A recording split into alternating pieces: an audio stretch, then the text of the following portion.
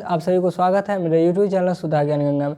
आज फिर से क्लास 12वीं का हिस्ट्री के लिए सब्जेक्टिव और ऑब्जेक्टिव दोनों क्वेश्चन में डिस्कस करेंगे जो आपके एग्ज़ाम के लिए काफ़ी ज़्यादा महत्वपूर्ण हैं। और बने रहिए पूरे वीडियो के साथ और आपके एग्ज़ाम में वही क्वेश्चन डिस्कस होगा जो आपके एग्ज़ाम में मिलेगा। बिना देर के आते हैं क्वेश्चन में। फर्स्ट क्वेश्चन है बाबर का शासनकाल। बाबर का जो शासनकाल है वो 1526 से लेकर के 1530 तक। अब बाबर से जुड़े जो भी प्रश्न हैं उस पर थोड़ा हम डिस्कस कर लेते हैं। मुग़ल साम्राज्य का जो संस्थापक था वो बाबर था। मुग़ल साम्राज्य का संस्थापक कौन था? बाबर। अगर मुग़ल साम्राज्य का संस्थापक का बात किया जाए, साम्राज्य संस्थापक तो कौन था संस्थापक? वो था बाबर। मुग़ल साम्राज्य का जो संस्थापक था वो कौन था? बाबर। उसने 21 अप्रैल 1526 को पानीपत के प्रथम युद्ध में इब्राहिम लोदी को परास्त कर भारत में अपना साम्राज्य स्थापित किया। कब किया? 21 अप्रैल 1526 में पानीपत का जो प्रथम युद्ध हुआ, बाबर और इब्राहिम लोदी के साथ जो प्रथम पानीपत की युद्ध हुआ उसमें इब्राहिम लोदी जो था वो बुरी तरह से परास्त हो गए और जीत किसको मिली? बाबर को मिली। और उसके बाद बाबर ने अपना झंडा जो है वो भारत में रख दी, नींव रख दी 1526 में। पानीपत के प्रथम युद्ध में 1526 में बाबर इस युद्ध को जीतते हैं और क्या नाम है, इब्राहिम लोदी की हार होती है, परास्त होती है, पराजय होती है। ठीक है। अगर बाबर का बात किया जाए तो बाबर का अगर आपसे पूछे पूरा नाम क्या है, बाबर का पूरा नाम, तो बाबर का पूरा नाम है जहीरुद्दीन मोहम्मद बाबर। जहीरुद्दीन मोहम्मद बाबर, जहीरुद्दीन मोहम्मद बाबर। ठीक है। बाबर का ये क्या है पूरा नाम। अगर बात किया जाए बाबर का जन्म कब हुआ, तो बाबर का जन्म हुआ 14 फरवरी 1483। 14 फरवरी 1483 को बाबर का जन्म फरगना में हुआ था। फरगना में कहाँ हुआ था? फरगना में 1483 ईस्वी में फरगना में हुआ था। इनका अगर बात किया जाए पिता का नाम क्या था, तो इनका जो पिता का नाम था उमर शेख मिर्ज़ा था। क्या था?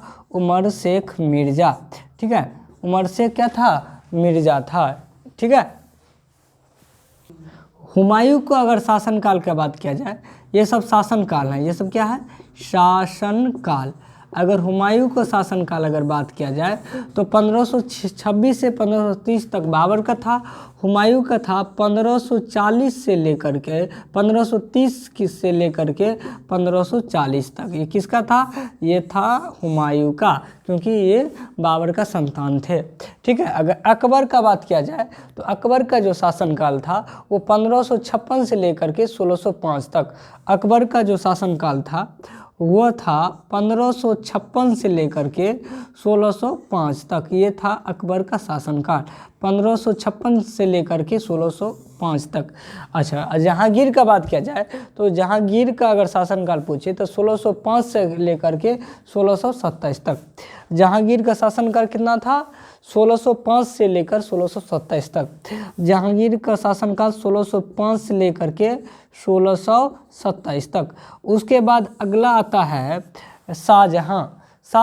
जहांगीर का अगर शासनकाल बात किया जाए तो 1605 से लेकर के 1627 तक। याद हो गया तीन। पहला बाबर का 1526 से 1530। उसके बाद कौन है? हुमायूं को 1530 से 1540।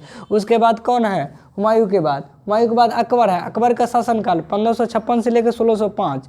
हुमायूं के बाद कौन है? शाहजहां का शासनकाल 1605 से लेकर 1600 कौन है? जहांगीर का शासनकाल क्या है? 1605 से लेकर 1627 तक। उसके बाद है शाहजहां का अगर शासनकाल बात किया जाए 1627 से लेकर के 1658 तक। हुमायूं का शासनकाल कब है? 1627 से लेकर के 1658 तक। हुमायूं याद हो गया। शाहजहां का शासनकाल 1627 से लेकर के 1658 तक। अब लास्ट है औरंगजेब। और औरंगजेब का शासनकाल 1658 से लेकर 1707 तक, 1658 से लेकर के 1707 तक ये थे पूरा मुगल जितना भी शासक था उनके शासनकाल। इनमें से कोई एक आ सकते हैं आपके एग्जाम में, जो हम उम्मीद करते हैं आपको इसमें से हो जाएगा। पहला एक बार आप फिर से रिवाइज करिए। बाबर का शासनकाल 1526 से 1530 तक। उसके बाद क्या है? हुमायूं का शासनकाल 1530 से लेकर 1540। उसके बाद क्या है? अकबर का शासनकाल 1556 से 1605 तक। उसके बाद क्या है? जहांगीर का शासनकाल 1605 से लेकर 1627 तक। उसके बाद क्या है? शाहजहां का शासनकाल 1627 से लेकर 1658 तक। उसके बाद औरंगजेब का शासनकाल 1658 से लेकर 1707 तक। ठीक है। अगर आप बात करते हैं हुमायूं का, हुमायूं जो था बाबर के बाद मुगल वंश का अगला सत्ता संभाली, क्योंकि बाबर का जो ज्येष्ठ पुत्र था वो हुमायूं था। हुमायूं ज्येष्ठ पुत्र था किसका? बाबर का। तो इनकी जन्म की बात अगर किया जाए, हुमायूं के जन्म की बात, तो 6 मार्च 1508 को इनका जन्म हुआ। इनका अगर जन्म का बात किया जाए, तो जन्म है 6 मार्च 1508 इनका क्या है? जन्म है। अगर इनका पिता तो बाबरे था, पता है। इनकी अगर माता का नाम की बात किया जाए तो इनकी माता है महिम सुल्ताना। कौन है? महिम सुल्ताना। ठीक है, इनकी माता का नाम है। याद हो गया? अच्छा,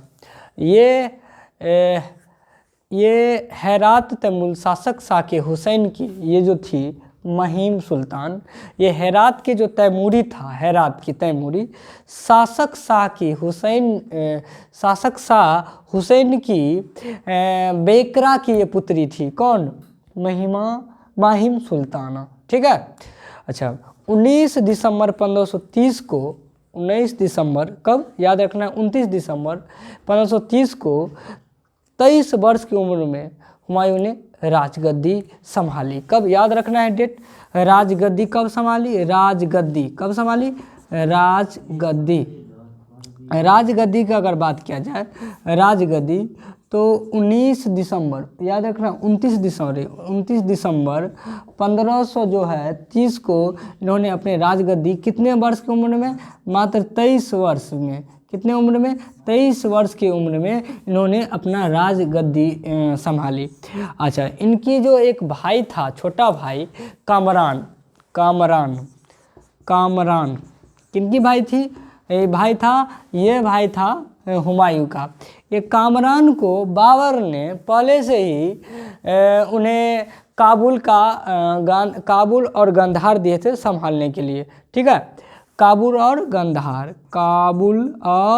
गंधार।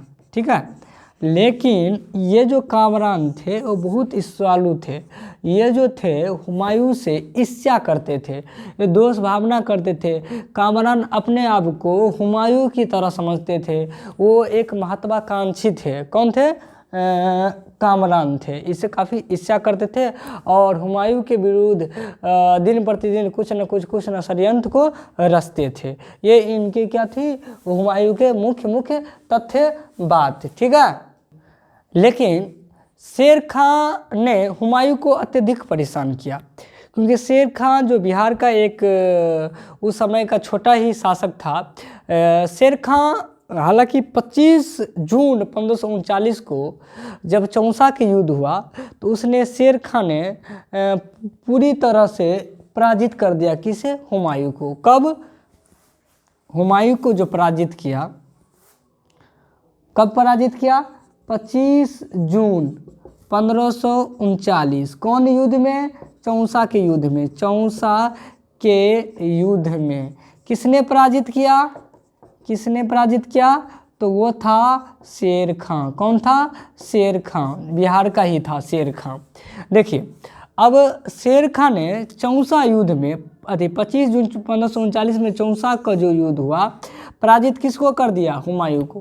हुमायूं का यहाँ का जो भी मुगल शासक था समाप्त ही हो गया, मुगल वंश। लेकिन इन्हें इस युद्ध में एक व्यक्ति का आप नाम नहीं भूलिएगा, जिसका नाम था निजाम नामक भिस्ती। निजाम नामक भिस्ती जो था, इन्होंने हुमायूं की जान बचाई, गंगा पार करने में इनकी मदद की। तो कहा जाता है हुमायूं ने निजाम नामक भिस्ती को एक दिन का राजा बनाया, क्योंकि गंगा नदी के पार करने में पूरा जान किसने बचाया? निजाम नामक भिस्ती ने जान बचाया। किसको जान बचाया? तो वो था हुमायूं। कौन था? हुमायूं। ठीक है, इतना था कोई क्लियर? इस युद्ध में जब पराजित हो गए हुमायूं पूरी तरह से, तब जो था शेर शाह को शाह की उपाधि मिली। शाह, शेर खां को किसकी उपाधि मिली? शाह की उपाधि मिली। कब उपाधि मिली? चौसा के युद्ध में जब हुमायूं को पराजित कर देते हैं, तब जाकर के शेर खां को शाह की उपाधि मिलती है। आगे प्रश्न है, प्रथम बौद्ध संगीति कहाँ हुआ?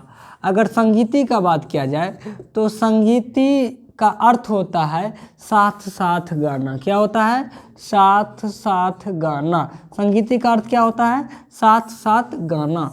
प्रथम बौद्ध संगीति की बात किया जाए तो प्रथम बौद्ध संगीति हुआ था राजगृह में। कहाँ हुआ था? राजगृह में। कहाँ हुआ था? राजगृह में। प्रथम बौद्ध संगीति समझ में आ गया। दूसरा बौद्ध संगीति की अगर बात किया जाए तो दूसरा जो बौद्ध संगीति हुआ था वो हुआ था कहाँ? वैशाली में। कहाँ हुआ था? वैशाली में। ठीक है। अगर तीसरा बौद्ध संगीति का बात किया जाए, तीसरा, तो वो था पाटलिपुत्र। कहाँ? पाटलिपुत्र। तीसरा हो गया। अगर चौथा अगर बात किया जाए तो कुंडलग्राम। कहाँ? कुंडलग्राम। कुंडलवन। प्रथम बौद्ध संगीति राजगिरी, दूसरा बौद्ध संगीति वैशाली, तीसरा पाटलिपुत्र, चौथा जो था वो कुंडलवन। जो कुंडलवन कहाँ है? कश्मीर में। कुंडलवन कहाँ है? कश्मीर में। याद हो गया? पहला राजगीर, दूसरा वैशाली, प्रथम, ये प्रथम बौद्ध संगीति हुआ। ये तुम्हारा द्वितीय बौद्ध संगीति हुआ। ये हो गया तृतीय बौद्ध संगीति हुआ। ये हो गया चतुर्थ। ठीक है, इसमें से कोई एक प्रश्न बनेगा आपके लिए। प्रथम बौद्ध संगीति कहाँ हुआ? तो राजगिरी। और दूसरा वैशाली। तृतीय कहाँ हुआ? तो पाटलिपुत्र। चतुर्थ कहाँ हुआ? कुंडलवन, वैशाली। आशा करते हैं आप पूरे वीडियो को ध्यान से देखे हैं। अगर आपको ये वीडियो अच्छा लगा तो लाइक करें, सब्सक्राइब करें और इसी प्रकार से आप सहयोग करें, ताकि नए नए वीडियो आपके लिए रोज़ लाते रहेंगे। जय हिंद।